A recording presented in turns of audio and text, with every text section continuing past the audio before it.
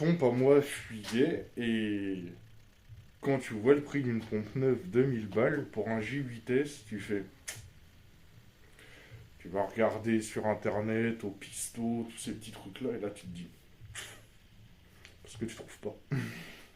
Et quand tu contactes une casse, elle te répond pas. D'accord. Donc du coup, elle répond pas, tu trouves pas, et toi ta pompe en attendant, elle pisse. Mais elle pisse sa mère. Elle pisse de ouf. Et du coup, bah, faut la changer. Du coup, on m'a donné une pompe. Je remercie énormément cette personne qui m'a donné cette pompe. Donc, j'ai commandé un kit de distribution. J'ai fait le kit de distribution et j'ai oublié les courroies d'accessoires. Donc, dans tous les cas, il fallait que je redémonte les courroies d'accessoires. Pas grave. J'ai démonté, j'ai calé, j'ai démonté la pompe, j'ai tout sorti, radiateur, tout, l'intégral. C'est plus simple sur une R25, en fait, t'as tout qui est devant. Donc tu sors le radiateur, t'as tout. C'est à poil. Tu peux faire ce que tu veux. T'as de l'espace. De là, par toute une péripétie. J'ai avancé, j'ai jamais fait de distribution de ma vie. Jamais de toute ma putain de vie. J'ai travaillé pour BMW et j'ai jamais fait de chaîne de distri, donc jamais fait. Donc j'ai trouvé une revue technique, trop content. J'ai pris la revue technique. Hop, et ben voilà, j'ai trouvé. Et j'ai fait. Donc j'ai sorti la pompe à injection. Dans l'ordre, plus ou moins de ce qui était noté, sans que ça me casse trop les couilles. Parce que entre ce qui est noté et la réalité, il y a un écart. Donc j'ai changé la pompe, par la pompe qu'on m'avait donnée. Je l'avais gavé de nettoyant frein et tout ça, il y avait encore du gasoil stocké dedans, donc les joints étaient encore bons. Malheureusement, il s'est avéré qu'à partir du moment où je l'ai montée, la pompe était morte. J'ai pas pris le temps de vraiment la démonter avant de la monter sur la voiture. J'aurais dû. Ça m'aurait épargné beaucoup de temps et beaucoup de péripéties et de bouffer un quart du gasoil de la bagnole. La pompe intérieure est grippée. Malgré que j'ai réussi à dégripper une bonne partie, elle est encore grippée. C'est grippé dans le cul de la pompe.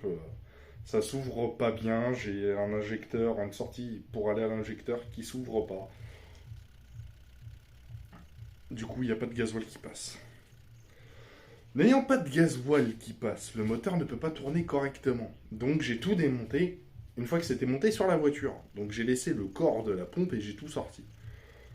Là j'ai remplacé, j'ai pris des pièces de ma pompe qui était montée sur la voiture parce que je ne retrouvais pas ma pochette de joint. Parce qu'il y a une pochette de joint pour refaire les pompes de J8S et n'ayant jamais démonté une pompe, ça me faisait peur. Je l'ai fait, j'ai tout démonté et j'ai tout changé. Donc toutes mes bonnes pièces, je les ai mis sur l'autre pompe. La voiture a fini par démarrer et répondre au niveau de l'accélérateur. Mais elle faisait des retours de flamme. Pour un diesel, c'est pas normal. Donc de là, on m'a dit calage de la pompe. J'ai regardé vite fait, ça m'a gavé, j'ai arrêté. Au bout d'un moment, elle a fini par vraiment bien répondre. J'ai fini par aller faire un tour avec, et là, le drame. Je suis rentré chez moi à 20 km/h. Tant pis. Donc je suis rentré, j'ai posé la bagnole, j'ai fait. J'abandonne, la pompe, elle me gave. De là, en fait, j'ai contacté un dieseliste. Dieseliste qui m'a dit, ouais, gave-la de nettoyant injecteur. Donc je l'ai démonté, je l'ai rempli de nettoyant injecteur. Le nettoyant injecteur est pas resté dedans, il a coulé par terre. Donc en plus de ça, la pompe du coup que j'avais récupérée gratuitement, gracieusement, bah, les joints ont pété quand la voiture a démarré. Ça m'a saoulé. Et le 25 ou 26, je crois, décembre, ça m'a gavé. J'ai tout pris, j'ai tout sorti.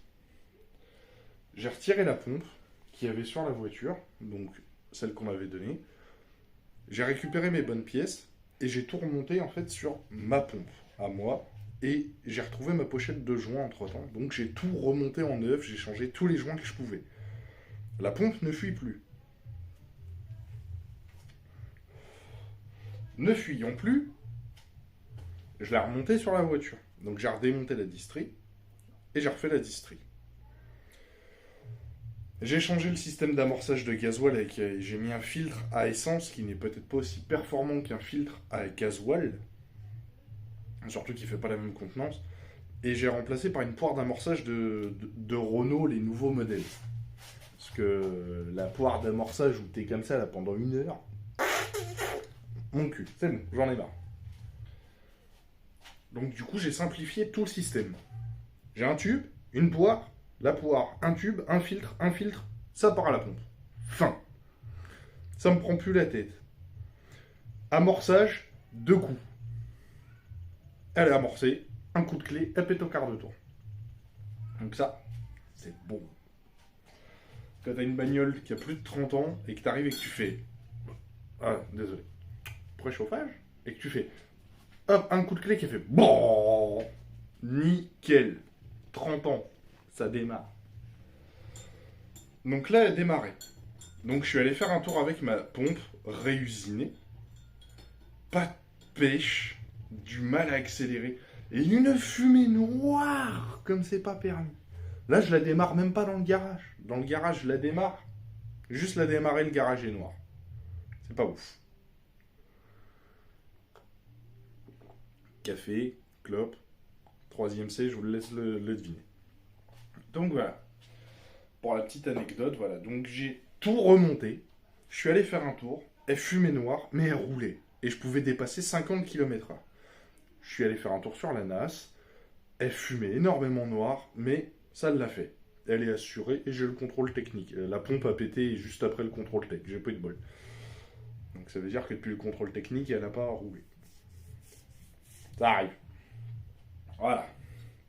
Donc suite à ça, j'ai recalé la pompe. Donc en fait, elle était écartée du moteur. Donc là, peut-être que je dis une connerie. Elle avait trop d'avance. Elle était complètement là. Le moteur est là. Elle était là. Donc je l'ai recalée vers le moteur jusqu'à temps qu'elle fume plus trop. Qu'elle fume juste quand j'accélère. Parce que là, elle faisait un nuage noir en continu. J'ai fait ça. Et bon, bah après, j'ai un peu de pression de gasoil, donc ça arrive. Donc là, il faut que je retouche parce qu'en fait, comme j'ai tout démonté, j'ai changé les joints, j'ai une goupille qui a pété et je pense que j'ai mis trop de pression. Donc là, il faut que je le règle. Sinon, elle roule. Nickel. J'ai de la ventilation dedans, je suis heureux. Ça, c'est le résumé de la 25. Bon, ça fait 1 mois et demi que je bosse dessus quand même. Et je suis quand même bien content qu'elle roule enfin. Au bout d'1 mois et demi. Donc là, il me reste à gonfler les pneus, fignoler les réglages, la butée d'accélérateur, parce que je ne l'ai pas réglé, et changer un tuyau qui... pour retirer le... Comment ça s'appelle? Le réchauffeur de gasoil. Et une fois que j'ai fait ça, la 25 elle est terminée, je peux rouler avec. Ça m'aura pris 3 mois, je savais pas faire une distrie, j'ai appris par moi-même, avant les fêtes, je l'ai fait. J'ai recommencé et recommencé jusqu'à temps que ce soit bon. Et je suis content, ça marche. Donc, je vous remercie d'avoir regardé. Je vous remercie d'avoir suivi les 2 épisodes sur la 25. Il y en aura d'autres, hein, parce que des galères avec la 25, il m'en arrive tout le temps. C'est pas qu'elle tombe souvent en panne, c'est que je la respecte pas. Donc c'est moi qui la mets en panne en fait. Je suis bête.